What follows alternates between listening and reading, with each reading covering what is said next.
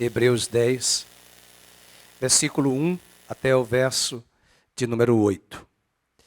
Ora, visto que a lei tem sombra dos bens vindouros, não a imagem real das coisas, nunca jamais pode tornar perfeitos os ofertantes, com os mesmos sacrifícios que ano após ano, perpetuamente eles oferecem. De outra sorte, não teriam cessado de ser oferecidos, porquanto os que prestam culto, tendo sido purificados uma vez por todas, não mais teriam consciência de pecados? Entretanto, nesses sacrifícios faz-se recordação de pecados todos os anos. Porque é impossível que o sangue de touros, que o sangue de bodes, remova pecados. Por isso, ao entrar no mundo, diz, Salmo 40, sacrifício e oferta não quiseste, antes um corpo me formaste. Não te deleitaste com holocaustos e ofertas pelo pecado. Então eu disse, eis aqui estou. No rolo do livro está escrito a meu respeito, para fazer, ó Deus, a tua vontade. Depois de dizer como acima, sacrifícios e ofertas não quiseste, nem holocaustos e oblações pelo pecado, nem com isto te deleitastes, coisas que se oferecem segundo a lei. Então acrescentou, eis aqui estou, para fazer, ó Deus, a tua vontade. Remove o primeiro, para estabelecer o segundo. Nessa vontade é que temos sido santificados, mediante a oferta do corpo de Jesus Cristo. Última frase, vamos ler. Uma vez por todas. Outra vez, uma vez por todas. Outra vez, uma vez por todas. Deus abençoe a sua palavra, você pode sentar, mantenha a sua Bíblia aberta. Hoje de manhã nós estamos aqui prestigiando ao Senhor, louvando o nome do Senhor e ao mesmo tempo ouvindo essas lindas canções que nós acabamos de assistir e presenciar pelo coral. E agora nós queremos trazer a mensagem da Páscoa ao Senhor. O capítulo 10 de Hebreus está inserido dentro de um contexto muito mais amplo. A carta aos Hebreus, ela foi escrita para dizer aos hebreus, encorajar os hebreus de que eles não poderiam voltar para a velha aliança. O Velho Testamento é toda uma figura de sombras por meio da lei que apontava para Cristo. A tese do autor de Hebreus é mostrar para mim e para você que todos os rituais, que todas as ovelhas, que todos os carneiros, que todos os bodes, que todas as ofertas que foram trazidas no Velho Testamento, a priori no tabernáculo de Moisés e agora no templo de Salomão, todas aquelas ofertas apontavam para uma oferta perfeita, a oferta do sacrifício de Jesus. Acompanhem comigo no verso 1, ele vai mostrar a inutilidade dos ritos do Velho Testamento. E por fim, nós veremos a utilidade da obra e do sacrifício de Cristo Jesus. Alguns pontos importantes que eu quero trazer é a completa ineficácia dos antigos sacrifícios. A completa ineficácia dos antigos sacrifícios. Isso está no verso de 1 a 4. Vamos pegar o primeiro ponto. Os antigos sacrifícios eram apenas sombras. Veja comigo no verso 10. Ora, visto que a lei tem sombra dos bens vindouros, dos bens que estavam por vir. A lei não é a imagem real das coisas. Nunca jamais pode tornar perfeitos os ofertantes. Por que ele está falando aqui da palavra sombra? Eu fui atrás da palavra sombra em grego, esquia com K, que significa um reflexo pálido e nebuloso. Seria um mero contorno ou uma silhueta, uma forma sem realidade nem substância. Essa é a palavra sombra. O Velho Testamento nos diz, ora, visto que a lei tem sombra dos bens vindouros. Abra sua Bíblia em Romanos, capítulo 10, verso 4. Nós já cantamos esta canção aqui algumas vezes. Porque o fim da lei é Cristo para a justiça de todo aquele que crê. O que quer dizer o fim da lei? O objetivo da lei era mostrar para mim e para você que todos os sacrifícios de animais, de ofertas de animais, de bezerros, eles eram ineficazes para administrar aquele pecado que estava em nosso coração no sentido de ser aniquilado e removido. Era impossível que os sacrifícios do Velho Testamento perdurassem, continuassem, trazendo essa aplicabilidade de um coração redimido, justificado. O máximo que os animais poderiam propor era que aquele pecado que nós havíamos confessado, o sangue dos animais apenas cobriria aquele pecado confessado, mas a natureza do pecado permaneceria em nós.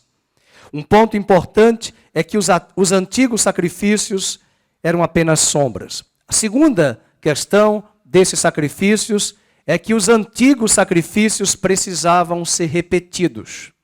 Vejam comigo a parte B do versículo 1.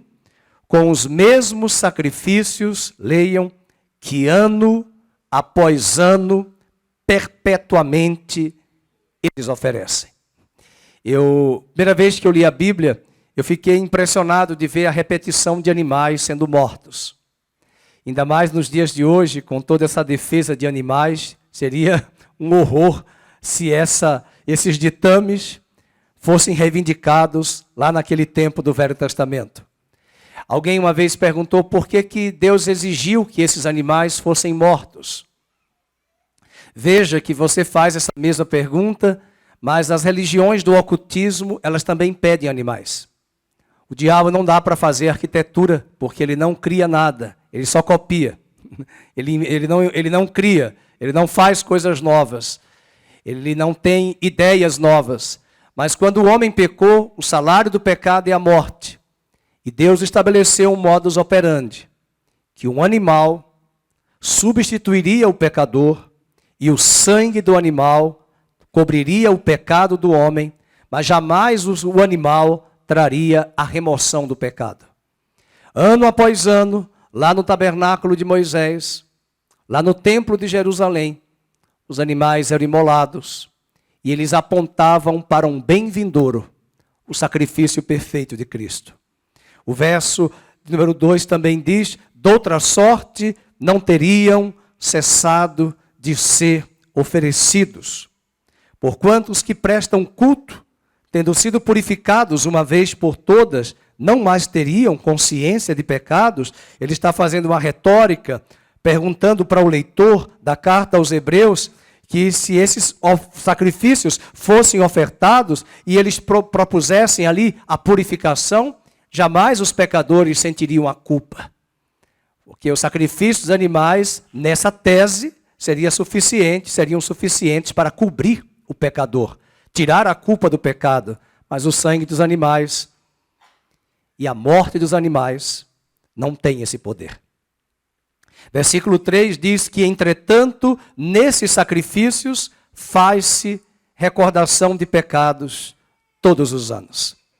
Sexta-feira da Paixão, que nós chamamos no calendário gregoriano, eu vi muitas pessoas postando na internet, está consumado. Em grego, tetelestai, está consumado. O que quer dizer está consumado? Uma vez por todas.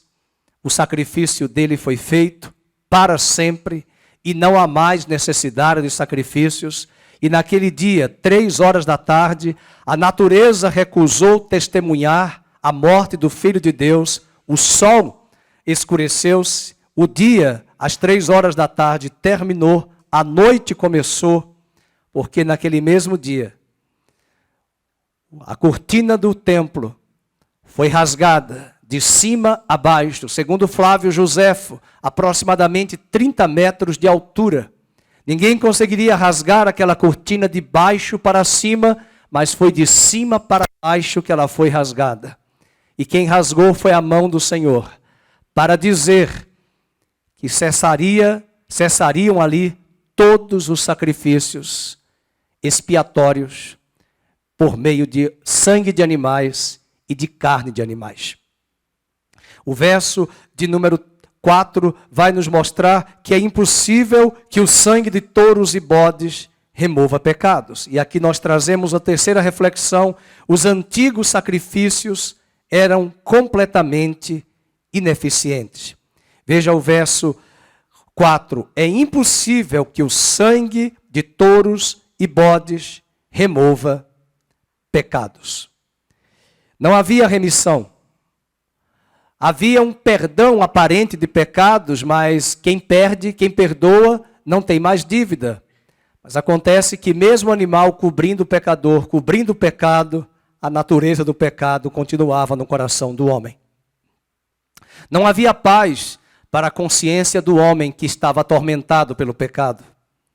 Mas Paulo vai dizer em Romanos 10:4 que o fim da lei é Cristo, que a lei cerimonial com seus sacrifícios apontava para um sacrifício perfeito, o sacrifício de Jesus.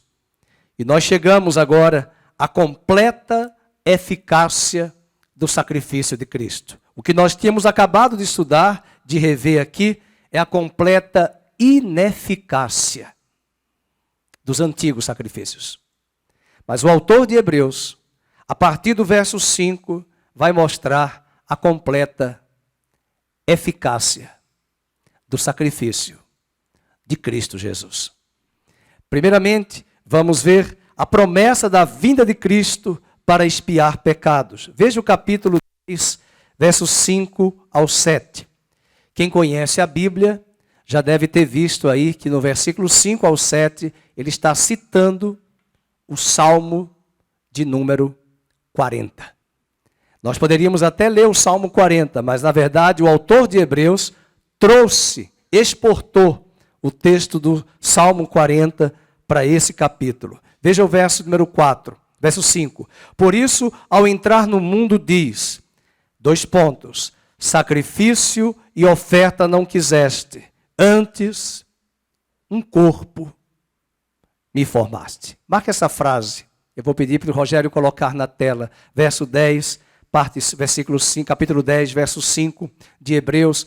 Antes um corpo, capítulo 10 de Hebreus, verso 5. Antes um corpo me formaste. No princípio era o Verbo estava com Deus, o Verbo era Deus. Todas as coisas foram feitas por intermédio dele, e sem ele nada do que foi feito se fez. E o Verbo se fez carne. Hoje de manhã nós precisamos melhorar e aprimorar a nossa teologia. Jesus Cristo nasceu da Virgem Maria, mas esse nascimento não foi fruto de uma união sexual de Maria e José. Muito antes de Maria existir, muito antes de Maria nascer, o Verbo já existia. O Verbo é Deus, o Verbo estava com Deus. Eu não gosto da palavra verbo, eu falo verbo porque está na Bíblia, porque verbo é logos, logos é palavra. Eu costumo dizer aos meus alunos, quando você vai dar uma palestra, ou alguém é convidado, eu convidei a Daniela para dar a palestra, eu sempre digo assim, agora vamos dar a palavra para a Daniela. O que quer dizer isso em grego? Vamos dar o logos. Hoje logos é nome de carro, aí mistura tudo. Mas logos é a palavra. Logos é uma palavra muito interessante porque ela está presente na maioria das ciências. Odontologia, paleontologia, arqueologia, antropologia. E tudo que você possa colocar aí, logia. Logia é logos, tratado sobre antropologia, sobre o homem.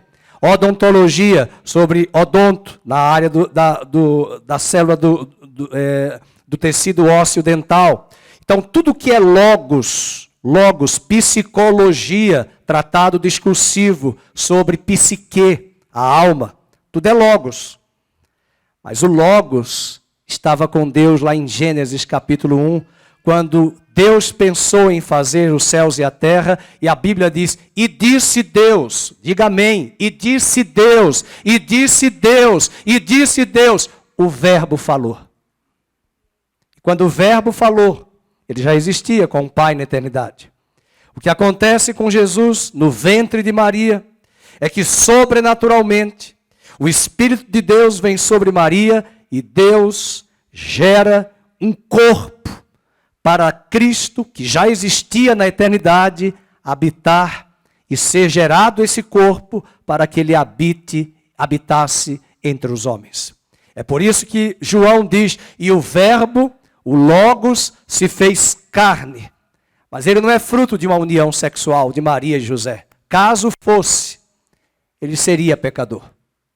Caso ele fosse gerado de Maria, do óvulo, do espermatozoide de José, jamais ele poderia ir para o Calvário. Jamais ele poderia dizer, no Evangelho de João, capítulo 12, ele disse, o que eu não posso dizer, o que você não pode dizer. Ele disse, vem aí o príncipe deste mundo, mas ele não tem nada em mim. Você pode dizer um amém por isso? Você entendeu a profundidade das profundezas profundas? Ele não tem nada em mim. Ele não tem a natureza que eu tenho. A natureza que eu tenho é de filho de Deus, sem pecado. Satanás é o pai do pecado. Nós éramos filhos do pecado, escravos do pecado. Mas o Filho de Deus não tem a natureza do pecado, e ele podia dar a sua vida, e ele podia reassumir a sua vida. Ele mesmo diz, eu tenho o direito de dar a minha vida, eu tenho o direito de reassumi-la, porque esse mandamento eu recebi do meu Pai. O Verbo se fez carne. E agora no capítulo 10, versículo de número 6, ele diz, não te deleitaste com holocaustos e ofertas pelo pecado, então eu disse. E agora, veja meus irmãos, isso é o Salmo 40. O que você está lendo é o Salmo 40. Davi profetizou como se fosse Jesus falando. E o que ele disse no verso 7? Eis aqui estou. No rolo do livro está escrito a meu respeito. Eu não sei se você conseguiu fazer a sinapse com Apocalipse. Apocalipse capítulo 5. O evangelista João, que está escrevendo o livro, ele chora. Um anjo aparece para ele e diz, e João clama, quem é digno de abrir o livro? Aquele livro do Apocalipse 5 é o livro da vida. É o livro do plano da redenção. É o livro do plano perfeito de Deus, do projeto de Deus, que em algum momento na eternidade, muito antes de existir Adão, naquele livro estava escrito que o Filho de Deus um dia viria e se tornaria homem, carne nesta terra. E ele disse naquele livro, está escrito no rolo, eu estou aqui para fazer a tua vontade. Nós precisamos lembrar hoje de manhã que quem ressuscitou hoje, nesta manhã, em memória, nós estamos recordando dessa pessoa que ressuscitou. Quem ressuscitou foi o Filho de Deus, que lá na cruz se tornou Adão, mas ele ressuscitou como o último Adão, o cabeça de uma nova criação. E diz o capítulo 10, versículo 7, eis aqui estou, no rolo do livro está escrito, todos leiam, a meu respeito, para fazer, ó Deus, a tua vontade. Foi esta frase que ele disse no jardim do Getsemane. Pai, que não seja feita a minha vontade, mas a tua vontade seja feita. Todas as músicas do Apocalipse, todos os hinos do Apocalipse ressaltam a obra perfeita de Cristo. Se você compilar todos os hinos, todas as canções, todas elas estão a afirmar, digno é o Cordeiro de Deus que com o seu sangue comprou para Deus homens e mulheres e povos de todas as tribos, línguas e nações. E o Salmo 40, que o autor de Hebreus está dizendo, é que Deus não queria mais sacrifícios de animais. Ele teria um sacrifício perfeito. Um corpo que seria gerado. E nesse corpo que seria entregue aqui na terra a ele diria o que Adão não disse. Adão, no jardim do Éden, estava diante de uma árvore. Ele fez a opção pela árvore do conhecimento do bem e do mal. Ele buscou um caminho paralelo. Ele rejeita a árvore da vida. 4.000 anos depois, Jesus aparece no jardim do Getsemane. Diante dele está a árvore da vida. Fazer a vontade de Deus. Mas ele teria também a opção de desejar seguir o seu próprio caminho, a árvore do conhecimento do bem e do mal. Hoje de manhã, nós vamos tomar daqui a pouco o cálice. E quando ele tomou um dos cálices, ele disse, com muita alegria, eu bebo este cálice. Mas depois de 1 hora, ele está no jardim do Getsemane em Jerusalém, chorando, orando por mim e por você. E ele diz, Pai, se possível, afasta de mim este cálice. Você vai pensar, será que Jesus era bipolar? Ele acabou de beber com alegria. Agora ele está bebendo, dizendo, afasta de mim este cálice. É porque ele sabia que naquele cálice, para que hoje eu e você estivéssemos reconciliados com Deus, ele provaria do afastamento de Deus. Como filho de Deus, onde ele sempre esteve com o Pai, na cruz, ele estaria separado, porque esse era o nosso estado. Ele sabia que a cruz traria para ele essa separação. Mas ele também sabia que após a ressurreição, ele seria chamado as primícias da ressurreição, o último Adão, aquele que encabeçaria uma nova criação. Assim como Adão foi o cabeça da velha, ele é o cabeça de uma nova criação. Nesta manhã de domingo de Páscoa, não apenas diga, ele ressuscitou. Olhe para a pessoa que está do seu lado, você não vai dizer nada, porque eu não gosto de autoajuda, mas nós podemos dizer, nós ressuscitamos com ele em Cristo Jesus. Nós ressuscitamos com ele em Cristo Jesus. Estamos ressuscitados. Estávamos mortos.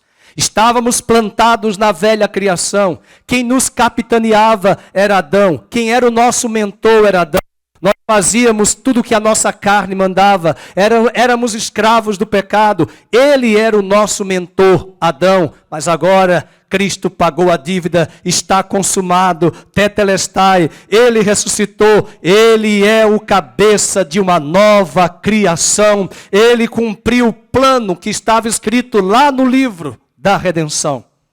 E Apocalipse 5 disse, quem é digno de abrir o livro? Quem é digno? E ele disse, eu olhei no céu, eu olhei na terra, eu olhei debaixo da terra e não encontrei alguém que fosse digno de abrir o livro. E um anjo chegou para ele, não chores, porque o leão da tribo de Judá, o Cordeiro de Deus, venceu e com a sua morte ele pagou a dívida, ele ressuscitou e ele tem o direito de abrir o livro, desatar os selos e descortinar aquilo que o ministério da Igreja Renascer gravou há anos atrás, o plano perfeito para cumprir-se aqui na terra, o plano da redenção. Esse plano perfeito foi traçado por Deus bem antes de Adão existir. A pergunta que muitos fazem, Albert, aonde estava Deus por ter criado Adão, sabendo que Adão ia pecar? Por que ele criou Adão? Eu tenho uma boa notícia. Bem antes de Adão ser criado, o plano perfeito já havia sido traçado.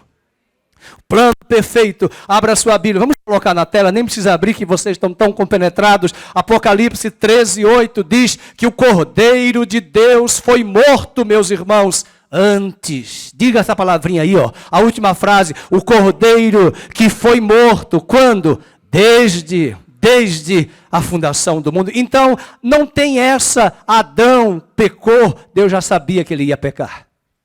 Deus já sabia que Adão ia transgredir. Deus já sabia que Adão ia falhar. Mas muito antes de Deus criar Adão, o Filho disse no Salmo 40, lá na eternidade, está escrito no rolo, eis-me aqui, eu vou fazer a tua vontade. É muito maravilhoso ver o filme Crônicas de Nárnia, quando o leão ressuscita. A feiticeira fica furiosa. Como? E o leão diz para a feiticeira, você esqueceu que nos anais de Nárnia, olha, nos anais, o que são anais? Documentos.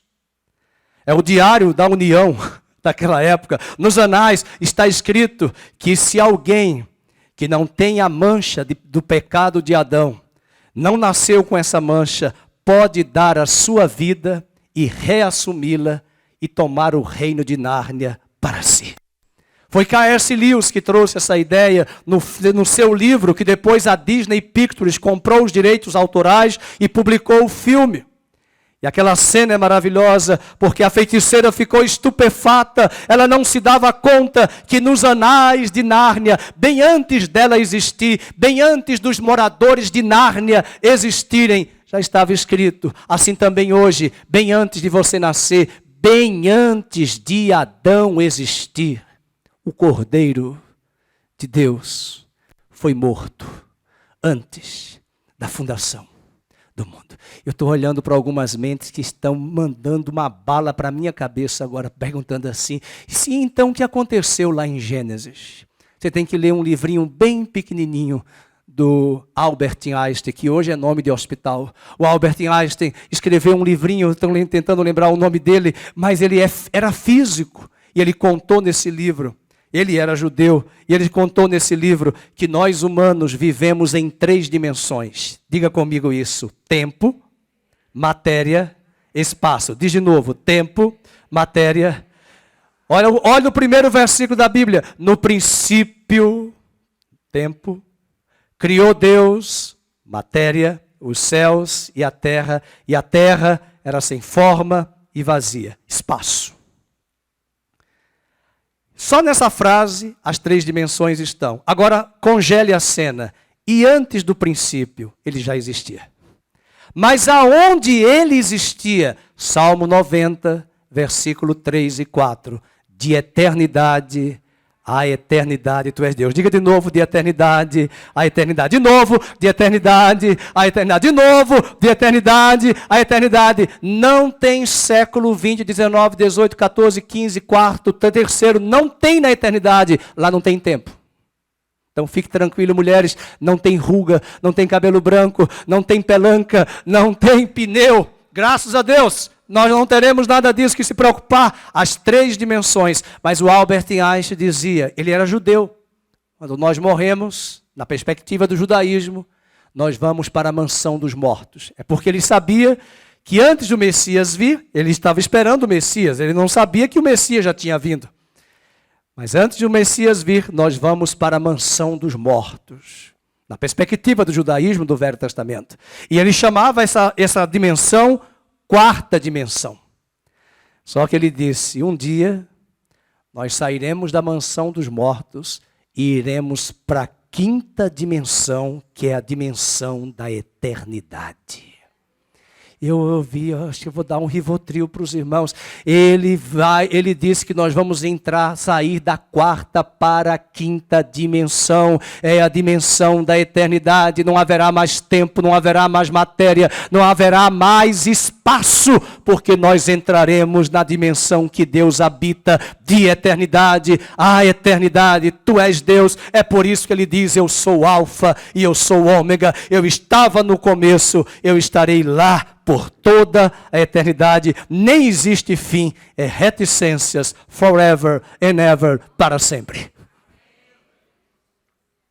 Meus queridos, esse plano foi bem traçado. Jesus não teve uma morte fatídica.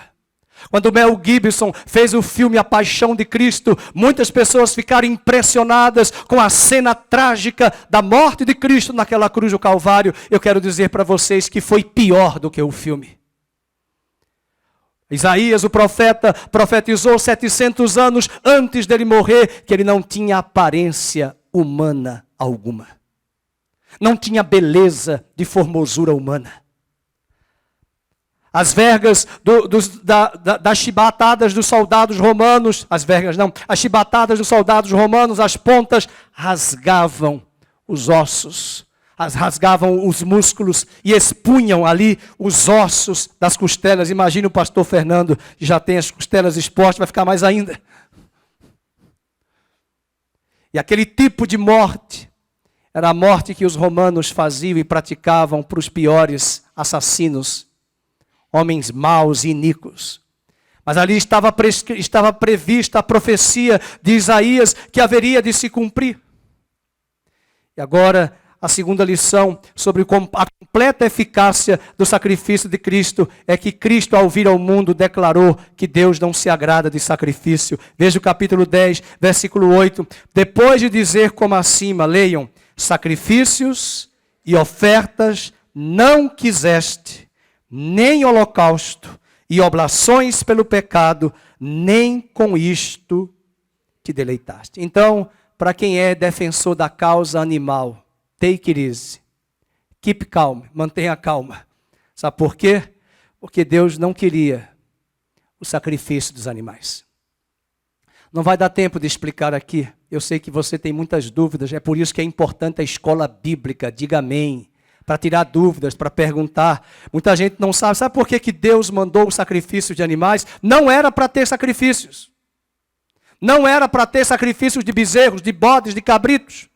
É que nós somos rebeldes, nós somos teimosos, nós somos arrogantes. Quando Deus desceu no Monte Sinai, nessa noite, nesse dia, os judeus também estão celebrando a Páscoa durante esta semana, quando eles saíram do Egito. Eles foram para o Monte Sinai. Lá no Monte Sinai, 50 dias depois da Páscoa, eles celebraram Pentecostes. Você sabe o que Deus disse para eles? Moisés, diga ao povo que se prepare. Suba ao monte. Diga comigo, suba ao monte. Diga ao povo que eu vou descer. Diga ao povo que eu vou me revelar. Diga ao povo que eu vou falar com eles. Diga ao povo que eu vou andar com eles. Diga ao povo que eu sou um Deus santo, mas eu vou investir nessas pessoas, porque essas pessoas foram criadas à minha imagem, à minha semelhança, e eu não vou desistir. Eu quero casamento com eles, eu quero relacionamento com eles, eu quero comunhão. Eu estou disposto a andar com esse povo, mesmo sendo um Deus santo e eles pecadores, eu vou andar com eles. Você sabe qual foi a notícia do povo para Moisés? Quando a gente aprende lá em geografia sobre terceirização, no século XX, na década de 80, depois do Fordismo, Toyotismo e Taylorismo, tudo que a gente aprende lá em geografia, quando eles rejeitaram o convite de andar com Deus, eles disseram para Moisés, sobe tu, ouve de Deus, fala para nós. A terceirização foi criada. Não era para acontecer nada disso. Não tinha sentido do Albert pecar, da Maria Luísa pecar e trazer animais. Deus não queria animais. Deus disse, eu vou andar com vocês. Vocês sabem o que é isto? Graça. Eles recusaram a graça. Agora é triste. Eu vou pedir o Ricardo Mariotti, que está aqui, vem cá. Posso fazer isso com ele, porque eu tenho liberdade. Já que você recusou a graça, faz de conta que aqui é um animal. Fica aqui, Ricardo. Aqui é um animal. Estenda a sua mão sobre o animal. Ele pecou. Eu sou o sacerdote. Ele vai confessar para mim, conversa comigo aqui. Eu pequei, eu fiz isso. Agora põe aqui a mão. Traz o animal. Chama o levita. Aí o levita traz o animal. Mata esse animal. Tira as vísceras. Pega o sangue. Põe no altar. E ele está vendo. E na hora que o animal é imolado, o animal é rasgado, ele está vendo. Ele vai passar mal. Se for algumas mulheres, vão ter que tomar um Lexotan. Ai, o animal, coitadinho, coitadinho. Mas o animal está aqui para dizer que você merecia morrer. E esses animais eram instrumentos didáticos, pedagógicos. Não para mostrar nada do animal, para dizer para ele que o salário do pecado é a morte. Deus não queria esse modus operandi de sacrifícios de animais, de bezerros, de bodes, que todos os anos eram repetidos. Deus não queria esse rito. Mas eles recusaram a graça no Velho Testamento. E Deus disse, como eu vou ensinar para esse povo o que é pecado? E através desses sacrifícios, desses ritos, desses animais, havia o que Paulo vai chamar pedagogicamente de aio. Está muito em moda a palavra hoje, tutoria. Sim ou não? Agora tem até coach. É tutoria. E a palavra tutoria é tutor. E ele disse em Gálatas, a lei de Deus com esses animais funcionou como um tutor. Agora ele vai subir, sobe aqui. Eu sou uma criancinha de 4 aninhos, ele é meu tutor lá no sistema do Velho Testamento, até no reinado da Europa não tinha escola. Os reis contratavam um tutor. Para que serve um tutor? O pastor tem que ser ator. O tutor é para ensinar essa criança a crescer. Lá na França não tinha escola. Eu tinha um tutor, e o tutor vai crescendo, vai andando comigo, vai crescendo. Ops! Eu amadureci. Não preciso mais de tutor. E Paulo diz que quando Cristo veio, a lei foi substituída, ficou de lado, porque esse varão agora aprendeu que o fim da lei, tutor, é Cristo, que veio cumprir toda a lei, porque a lei sempre mostrava que o homem é desqualificado, pecador, impossível de cumprir a lei de Deus, e a lei veio apenas para ensinar que eu era pecador, que eu precisava da graça, e quando Cristo chegou, Romanos 10,4 nós cantamos, porque o fim da lei é Cristo, para a justiça de todo que crê, a justiça que é pela fé no Filho de Deus. E agora? A quem Deus ressuscitou para nossa justificação. Aleluia! Grande salvação. Amém? Por isso que às vezes o pastor tem que ser ator. Eu vi uma deputada, uma advogada criminal aqui da PUC, professora que já morreu, famosa. Ela mostrou ao juiz como foi que o seu cliente teve a legítima defesa, matando a pessoa que queria matá-lo de revólver, ela matou com uma faca por trás, em legítima defesa. E todo o julgamento seria para condenar. E a pessoa ficou livre depois que a advogada fez um teatro, para mostrar. E eu dei risada, eu falei, ainda bem que não é só o pastor Fernando que é meio louco. Ela rodou na palestra e mostrou para o juiz, lá no auditório, na cidade judiciária, ela contratou uma pessoa para rodar com ela no chão, uma com a faca, outra com a arma, para fazer o teatro, para dizer, foi assim que a vítima se defendeu. E foi assim que a lei cumpriu o seu papel. Era apenas uma tutora, um aio, uma ação pedagógica, até que chegasse Cristo, para cumprir toda a lei. Veja o versículo número 8, versículo 9, então acrescentou, leiamos, eis aqui estou, para fazer, ó Deus, o quê? A tua vontade. E agora, a última frase do 9, leiam. Remove o primeiro. Cadê o amém, irmãos? Remove o primeiro o quê? Remove o primeiro pacto. Remove o primeiro rito, o ritualismo da lei cerimonial, para dar lugar ao segundo. E o autor de Hebreus diz que a nova aliança é superior à velha aliança. Porque lá na velha aliança, os sacrifícios eram repetidos, Catarina. Mas na nova aliança, uma vez por todas, uma vez para sempre, o sacrifício foi completo, está consumado, tetelestai. E por fim, Cristo veio para fazer a vontade de Deus e remover os antigos sacrifícios. Acabamos de ler o verso 9. E Cristo entregou o seu corpo como sacrifício aceitável a Deus. Versículo 10, vamos ler juntos. Nessa vontade, porque Ele fez cumprir a vontade do Pai, é que temos sido santificados. Por que nós somos santificados? Por causa do pastor? Por causa da igreja? Por causa de santos? Não, leia. É por causa disso que mediante a oferta do corpo de Jesus Cristo, quantas vezes? Uma vez por quantas? Por todas. Não precisamos mais de sacrifício. O sacrifício já está feito. Vocês não sabem a alegria que eu tive quando eu conhecia o Evangelho. Fiz catecismo, primeira comunhão, e até mesmo naquela época, da década de 70, os irmãos devem lembrar que nós não podíamos mastigar a hóstia. Porque na tradição romana, a hóstia é o corpo vivo de Cristo.